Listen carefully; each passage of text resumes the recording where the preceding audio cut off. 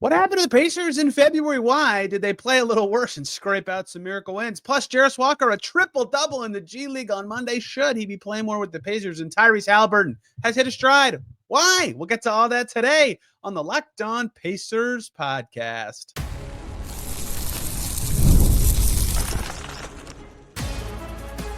You are Locked On Pacers, your daily Indiana Pacers podcast, part of the Locked On Podcast Network. Your team every day. What up, y'all? Happy Tuesday and welcome into another edition of the Locked On Pacers podcast, where we, of course, talk about the Indiana Pacers. As always, my name's Tony East. I cover the team for Forbes, and today, Camitron the GOAT is going to join us. We have a lot to get into. First and foremost, February, weird month for the Pacers. Why did they not play as well as January? What looks different? We get into a deeper dive on their defense. Specifically, can they get going on that end? Jarace Walker had a triple-double Monday in the G League with the Madness. Should he be playing with the Pacers? What would it take for him to play? Does the situation just stink? A lot of deep dive on that. And then at the end, Tyrese Haliburton. Is he hitting a stride? What is leading to him playing better of late? We dive into all that. A little bit of chat about the Rockets. Lots of good stuff today. Let's just get right to it. It's March. The Pacers kind of hooping, kind of not. There's lots of questions about Jarace Walker. Tyrese Haliburton looks great, and their season has changed. And I cannot talk about all this by myself. I probably could, but I don't want to. Today, Camitron the GOAT is back. It's been a while, man. How you doing? Third time being on here, man. Really appreciate it. Between you, Fachi, and Alex, I've been kind of ping-ponging towards Pacers podcast. I love it. I love it, man. Really appreciate you guys having me on. You're everywhere. You keep up. I love it. And the team is just at such an interesting time to me right now because this hasn't really been a situation they've been in the last 2 years when they've kind of ascended to actually being good, which is they're still winning, but it doesn't feel like they're playing well, right? The last couple of years when they weren't playing well, it always felt like, they were either like going 500 or very obvious thing for them to fix. They were missing somebody key to injury. Last month, I don't think people realize this. They were not good in February, right? They went 7-5, but they stole the Utah game. They stole the game in LA against the Clippers. They stole the game against the Wizards. They did play well against Memphis and the Clippers at home, but they only played good for about a half of the game against Toronto and Chicago that they won. They really did not play well in February, and yet they still went 7-5. I think that's a sign of their growth as a group that they are actually winning while playing bad. But what do you see as different right now as they kind of are figuring out?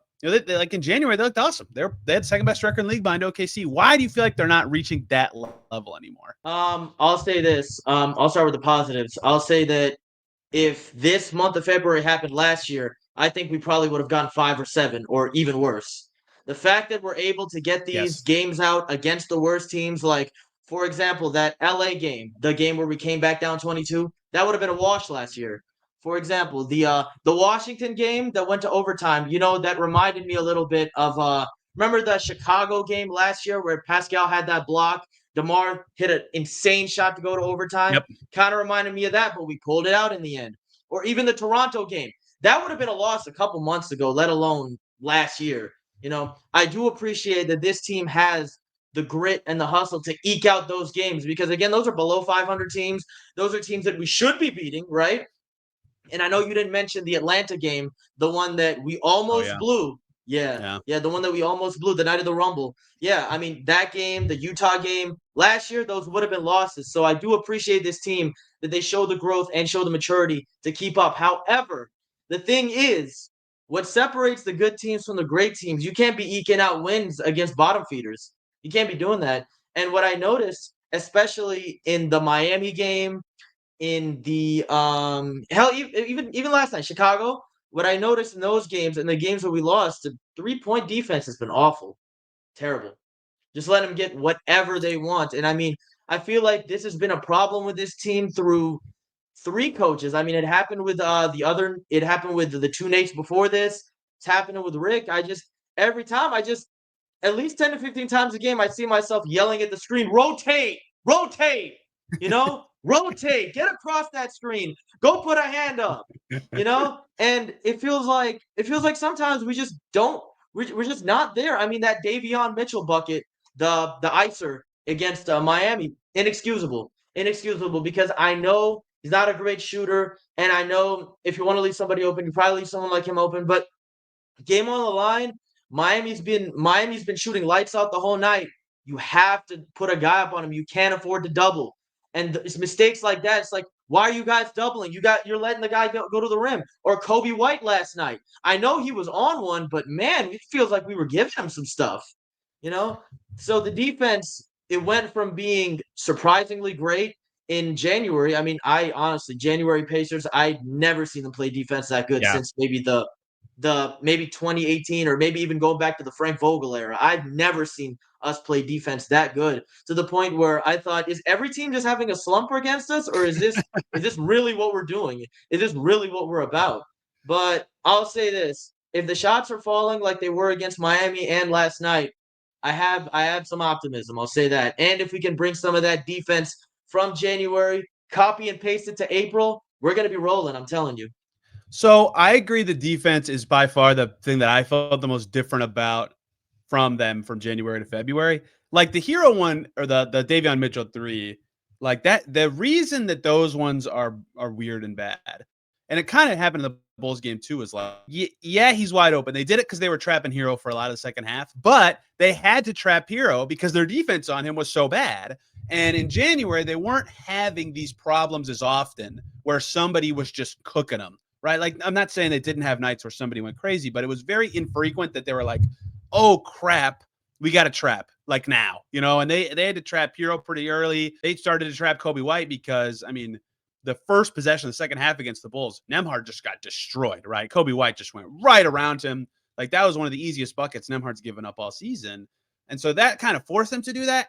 And that trapping can be fine. I actually think they did a better job of it against the Bulls than the Heat. But to your point, when you trap, you have to rotate out of it and like recover and get to your other men when they get off the ball. And that part of their defense has been worse. And just in general, like, this is how it felt when they were playing better in December, right? Their offense finally picked up and they kept saying, we feel connected. And you could just see it, right? Like, I tried to go through stats to say, like, here's how they look more connected. They're playing better, but you could just see it. And I kind of feel the same way now, where it's like, I could go through their defensive rating and I could go through their opponent shooting and opponent drives and all that, and like tell you these things have been worse on defense.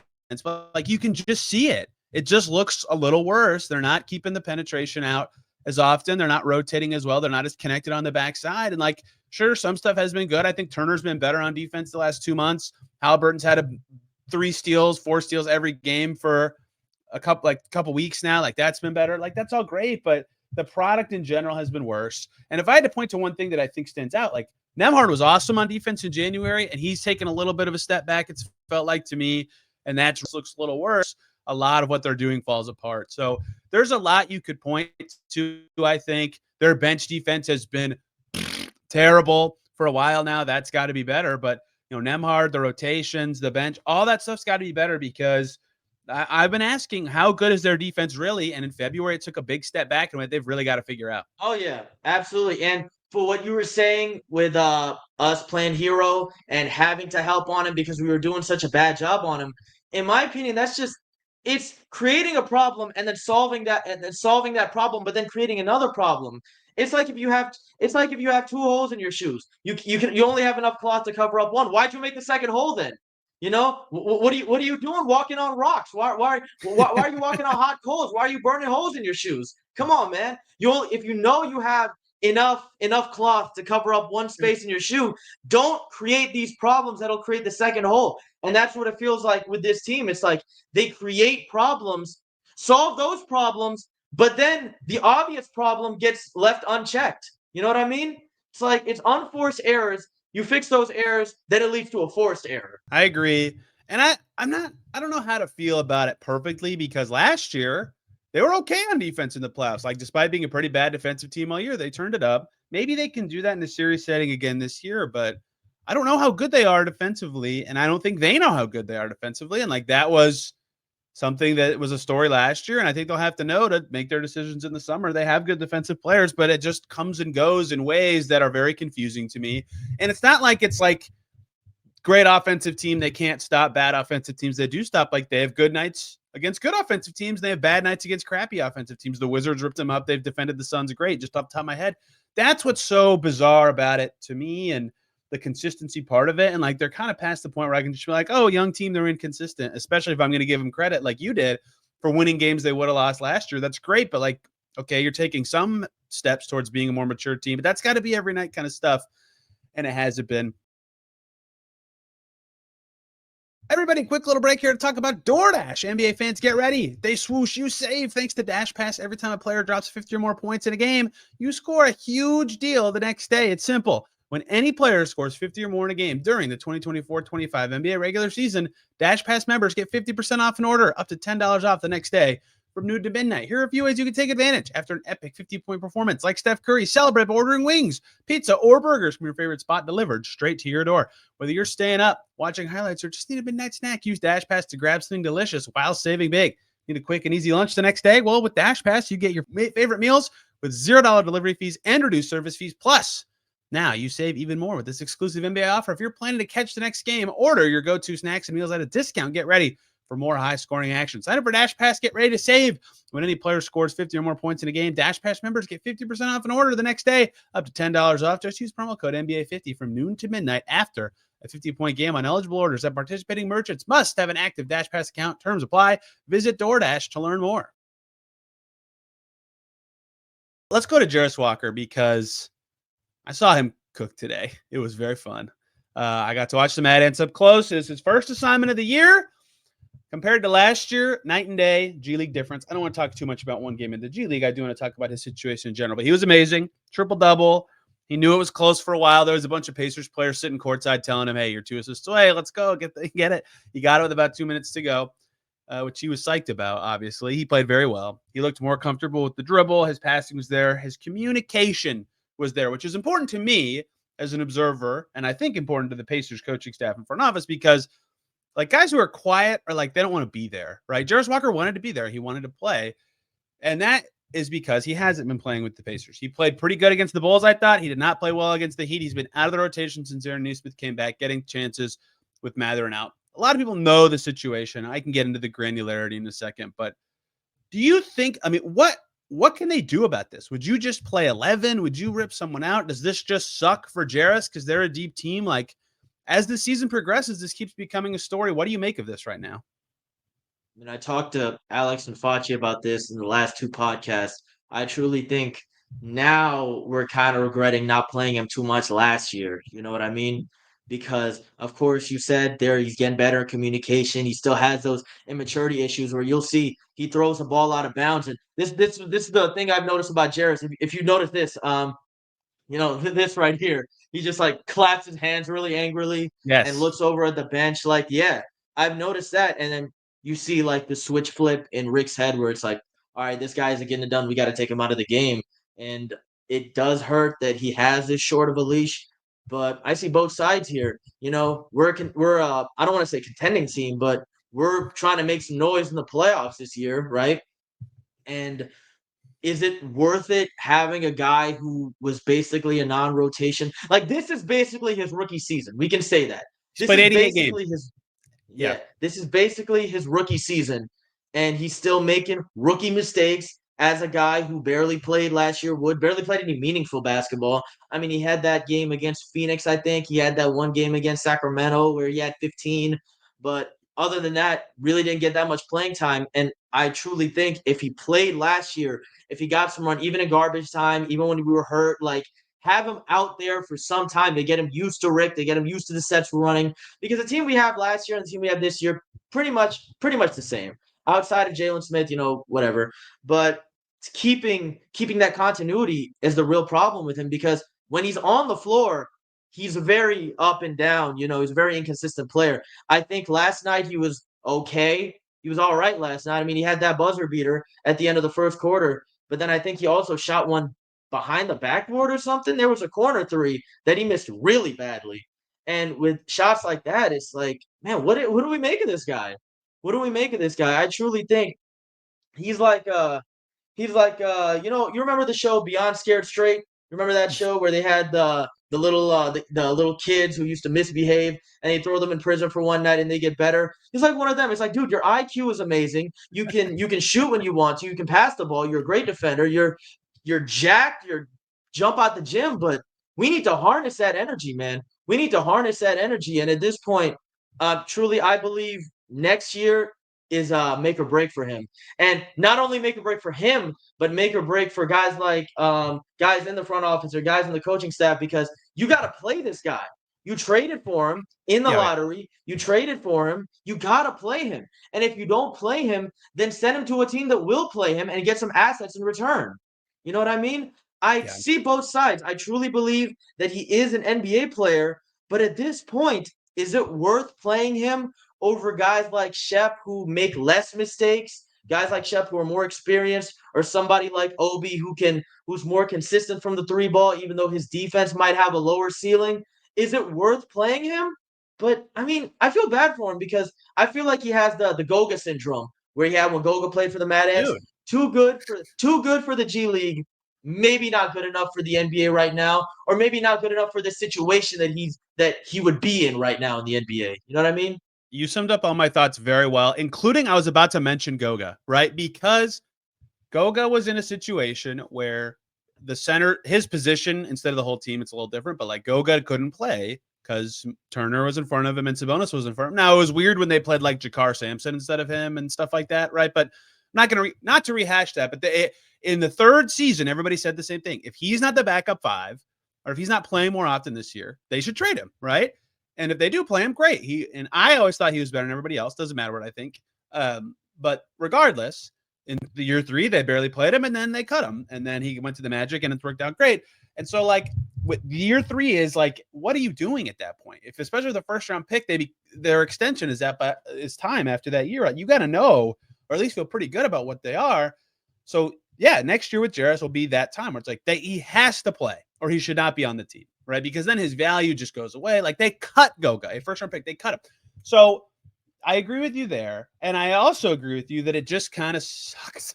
It just sucks right now because he played, like, we talked to him about Christmas time, and I wrote a story on him that he described his own season as up and down. I'm not accusing him of being inconsistent. He said it, right? He said it. And we can see it. Like, it's so interesting you talk about his turnovers because it impresses me. He sees a really good read, high IQ play. I'm like, oh, he saw it. And then the pass is terrible, right? Or it flies out of bounds.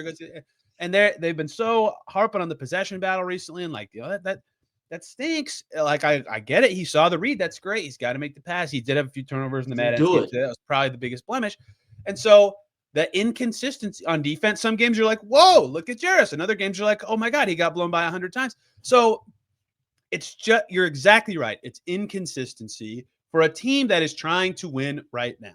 So the question I would ask is it worth it to the Pacers if they are a worse seed because they play Jarace, right? Because I'm not saying they're going to lose more if they play him. They could, right? Certainly if they felt like they would win just as much, he would be playing. They're not dumb. You know, they know what they picked. Yeah. They like the kid enough to pick him, right? So it's just a really hard thing for them to figure out. And they made their priorities clear with their rotational choices. And I thought that's what they would do. I'm not saying they've done anything wrong. They just have a deep team. They want to play fast. You need a deep roster to play fast for 48 minutes. They need a deep roster to play this way. That's fine. They picked good picks in the last couple drafts. Jarace looks good. Mathurin looks good. Shepard looks good. Nembhard's great.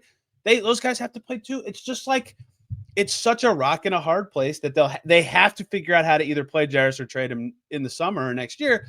But I can't figure out what I would do because I think everybody who's currently playing instead of Jarace should be playing. I made that case with Washi when I talked to him about it. I'm going to make it with you again. Like, that's the 10 that give them the best chance to win. Is the answer play 11? Maybe so. When they play crap teams, play 11 guys. Play Jarace. That's fine, right? But when they're playing good teams, it's really hard for me to make a different case. And I can't fault them for making the decisions they do, but it's tough because he's clearly, you said it, good enough. He's an NBA quality player. He's way too good for the G League.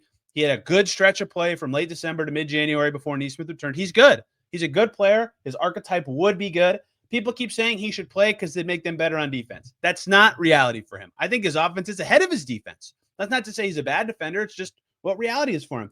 If he shows when he plays incredible defense every time, maybe he could steal some minutes, right? But I think right now what they're doing is what they should do. It's just such a tricky conversation all the time because they're deep and you have to either take minutes from someone else or play 11, which nobody does. And until they have less guys in front of him, this is just what it's going to be. He's still going to play more. Guys are going to get hurt. Mathurin's doubtful for this Rockets game, but it's tough because he is playing good and he has nights where he goes to the G League and just kicks everybody's butt and has a triple-double. I don't know what they should do differently. I mean, truly enough, it's a conundrum. It's a conundrum, as George Karl said. It's a conundrum, and again, next year's make or break. I felt the same way about Mathurin last year when he was hurt for the playoffs.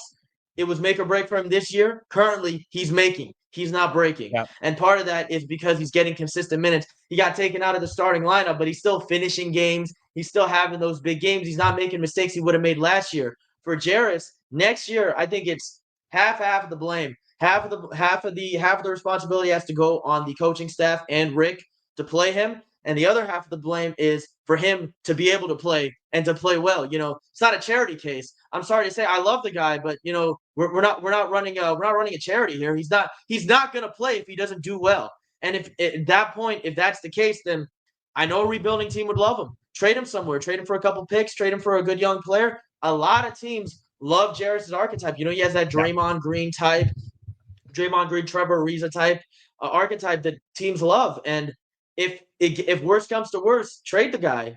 I hate to say it, but it is what it is. He rebounded his butt off today for the Mad Ants. That's what the Pacers want to see. Both because rebounds are good and because it shows the physicality they've been trying to get him to show all the time, right? You trying to say something?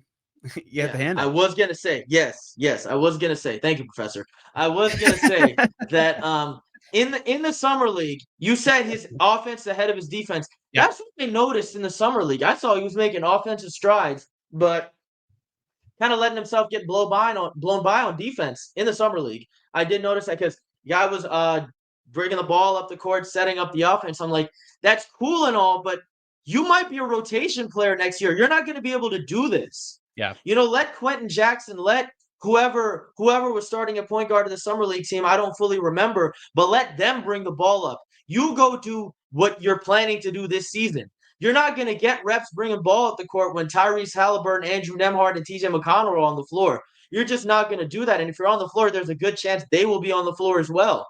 So what I need you to do, go spot up, go to the top of the key, go be that connected playmaker, go be ahead of your man, go help him double, do everything that you want to do in the league. It's not my career, man. You're not gonna be able to get every shot like in the Summer League. You're a star in the Summer League. You're not a star in the league. Yeah, I also thought his defense was pretty overrated in Summer League. He had good defensive playmaking moments. The stocks were there, but yeah, he got beat a lot. You know what he needs? He needs to go to the Andrew Nembhard School of Footwork. That's what he needs, right? Because he's got the frame if he could stay in front of guys, right, to disrupt them and actually be sizable and annoying, but he just gets beat too many times. And a lot of young guys do. This isn't oh my God, what a crisis. They screwed up this pick. He can't actually defend.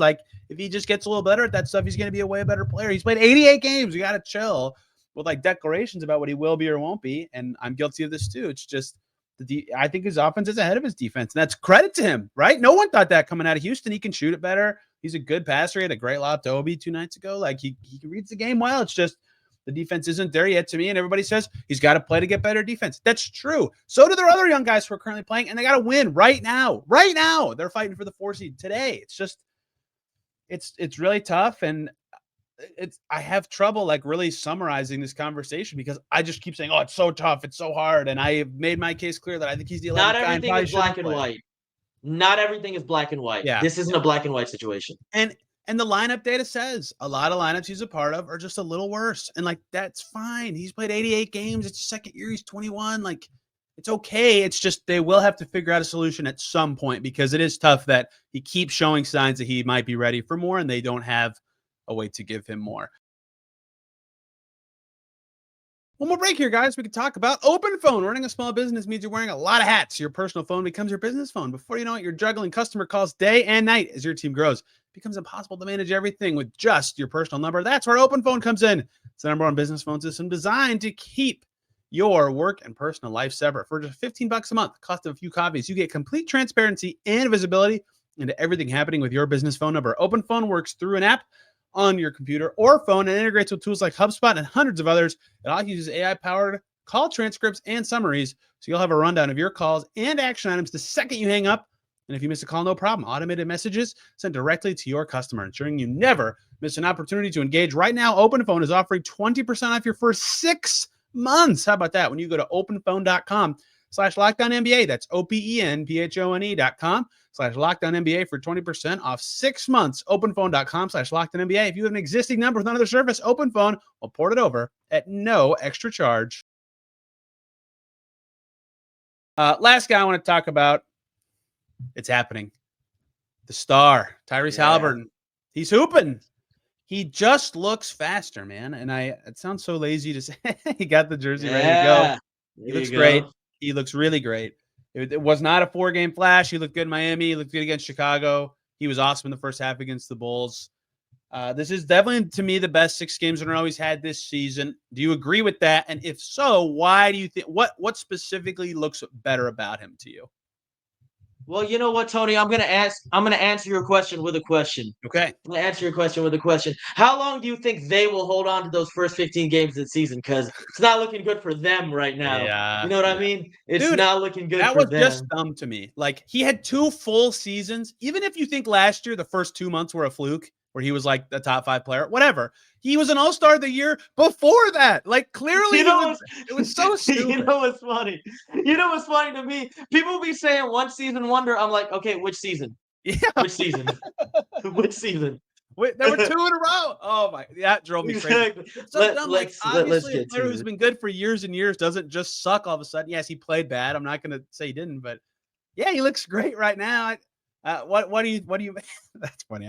After the season, I'm asking about that. What do you think of what he's doing recently? Let's talk about it.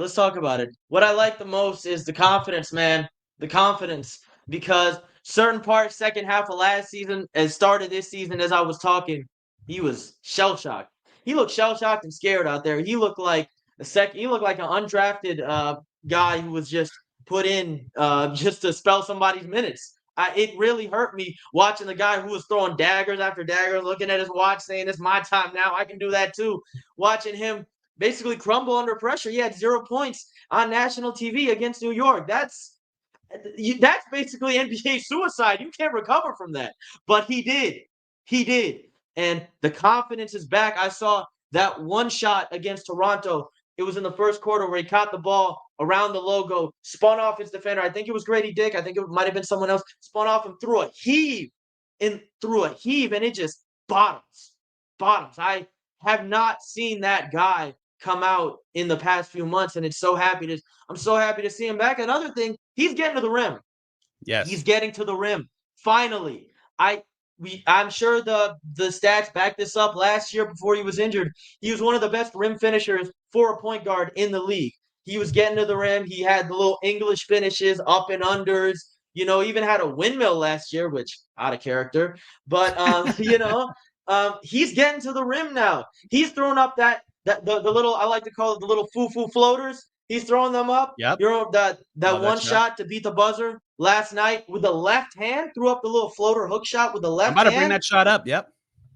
Yeah. Oh my God. Nothing but, I mean, he's confident. He's getting 2 feet in the paint. And I think now he's finally realizing that, I don't have to justify anybody's thoughts that I'm bad. I could just prove them wrong. And now, I mean, he had 17 against Chicago, 19 against Miami. He doesn't look like much on first glance, but then you see that they were big shots. Yeah. Big shots. He helped keep us in that game against Miami. I'm not even going to talk about the assists and the turnovers because I've come to expect that. First guy in NBA history, 500 assists without getting 100 turnovers. It's amazing, but you come to watch Tyrese Haliburton, that's what you come to expect. My thing is the points. He's starting to take over games. In that LA game recently, he had 29. After that, he had 19. Then he had 33 against Toronto. This is the Tyrese Haliburton we've seen last year, and I think it all comes. I don't think it's the injury. I think the injury has a Hammy's back to normal. The Hammy's back to normal. I think it's a mind thing. I think it's a mind and body thing, and I think now his mind has caught up to his body. I've noticed he's not wincing in pain on the bench anymore, which is good for his back. I'm pretty sure he still sits with that pad on. Does he? Correct me if I'm wrong. Sometimes, yes. Yep. Yeah, sometimes yes, sometimes no. So I know his back is feeling a little bit better. There were some points earlier in the season where I'm like, we just have him get back surgery, sit him out. But back surgery, that's a career Long jeopardizer right recovery. there in the current NBA. Yeah, but I'm glad we're not at that moment.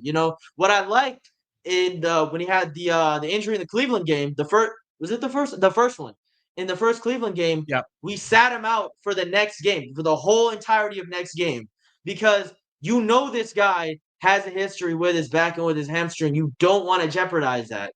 You really don't want to jeopardize that. And I think we should be grateful that after an offseason of playing with Team USA and staying active and not resting much, he was everywhere last summer of not resting much, that he's back to the man he used to be. And I truly believe, what Aaron said last night, he's an all-star in this league, 100% agree. 100% agree with that. Now, I can't say he was a snub because I'm going to be honest, pre-all-star, there were guys ahead of him. But I think we're going to get to that point where 10 years later, I can lie to my children and I can say, oh, yeah, he really should have made the All-Star game this year. I can lie to them and say that because the second half of the season stats round him out. You know what I mean? Yes. He'll reach close to that level, I think, by the end of the year. I agree with you, though. He didn't deserve it at the time. Yeah, I don't know why this is the case. So I watched the Clippers game after everybody else because I was gone. He just looked like the third quarter, he had 17. I kept saying he had 14 for a while. He had 17 that quarter. He just looked faster. And everybody who's listening to shows heard me say it a million times. I'm like, whoa, what is up with this? And so now what I have coined this as is wiggle. He has wiggle, man. Like he cooked Jakob Poeltl in a way that I was like, I get that it's Jakob Poeltl. He's not fast. But he hadn't done that to anybody this year. And he did it multiple times in that game. And then the shot you're talking about, the lefty floater, again, caveat being it was Josh Giddey, who's not like an awesome on-ball defender. He got him. He got him bad to get into the lane. He only shot the floater because the shot clock was running out. He didn't have time to take another dribble. But like he beat him bad with the move. And again, these aren't good defenders I'm talking about, but you can see it on the step back threes too. He's creating more space for himself. That's letting him get the threes off. That's letting him get 2 feet in the paint, like you said. He's just able to create more space because of this speed, because of this wiggle. And I think that's all related to what you're saying. He's healthier. He's mentally there. I think a time off really helped him. I think, yes. The professor's calling on you again. Yes. I'll say this. I think he should take some notes from and I'm gonna sound like an old head here, but Sam Cassell. Sam Cassell. And I see a lot of Cassell in Nembhard with the way he plays. I think he's a good post player for his size, Nembhard is. And I've always noticed this.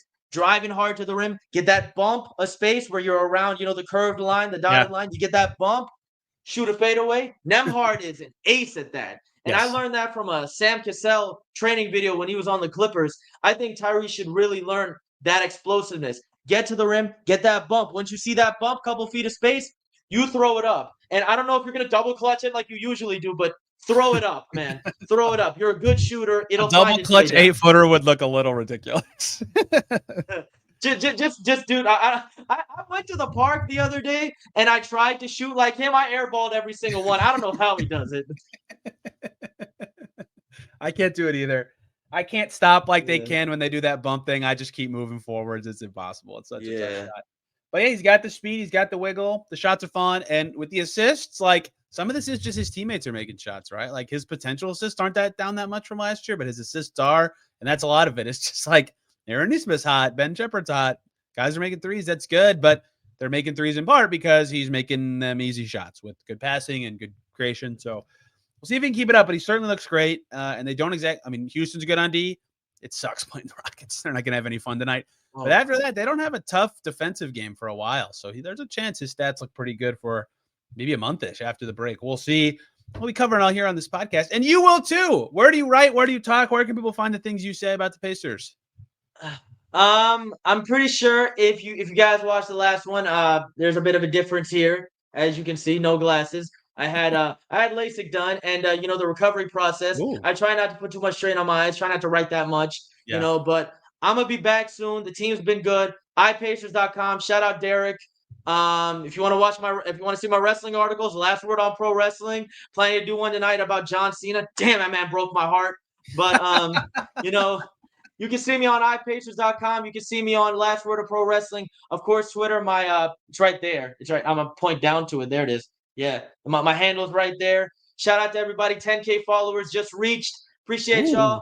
And that's about it, man. That's about it. And hey, Tyrese and Myles, if you guys are watching, I'm gonna be there. I'm gonna be there on Thursday, and come collect your offerings. I come bearing gifts. I come bearing gifts. This is for Myles. This is for Tyrese. I'm sorry about John Cena, but hey, I got you your favorite wrestler. I think he's excited about the Cena thing, man. It's gonna be cool. We'll see. They were buddy until they weren't, aren't we all? Tomorrow, we'll be talking Pacers Rockets. I'd like to reiterate again. Rockets on a back-to-back. Maybe the Pacers can win that. Playing against the Rockets sucks. It just is hard, and you got to grind it out. That might be an ugly game. Pacers have played a few. Too many guys. They got too many guys, man. They do. They have a lot of guys who play that style. Talking Pacers Rockets tomorrow, and then I also will be down in Atlanta. So check out all the stuff there. I'll make sure. Where for the link up? Where for the link up? Get ready, everybody. Where for the link up? We're going to see each other for sure. Till then, everybody, see you soon. Have a great day.